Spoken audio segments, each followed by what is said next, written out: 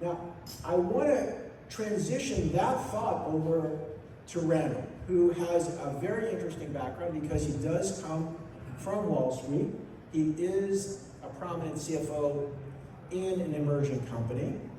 And so I would like you to talk a little bit about some of the experiences you've had in this transition from how the sell side looks at things, the buy side looks at things, and understanding the importance of mitigating risk. When I spent 20 years in Wall Street, Goldman Sachs and RBC Capital Markets, covering healthcare companies, pharma companies, the other side of the corporate side, it's a very different world in a lot of different ways. And risk comes into a lot of different perspectives, right? Number one, capital risk. You have enough money to fund your business. Number two, do you have the people around the table who can help you grow and strategically grow your business?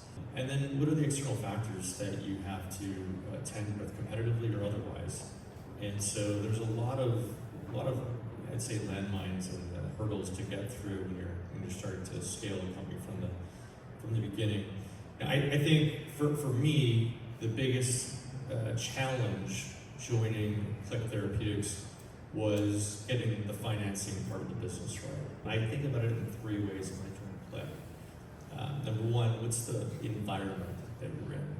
And what does that mean? What's the market environment? Do you have access to capital? Do you have access to partners that can provide non-dilutive funding? Where are you getting your money from? Number two, what are your needs? And every single company should know exactly if you had 5 million, 10 million, 20 million, exactly where that would go. And on the other side of that, what runway you need for that current environment. That's critical because when we think about risk, running out of money is the ultimate risk. And we saw that the last 2-3 years with the market downturn started in early 2022. And then the last component that I think about is what's the cost, right? Challenging environments, you can raise capital, but what are you gonna have to give away? And what part of your company from an equity perspective? It can be debilitating, right? You build all this, platform, this great technology, and someone comes in and takes a massive chunk for a small check. And 2 years later, when you've built that further, that small check seems like nothing, but that equity is massive. And so these are some of the things to think about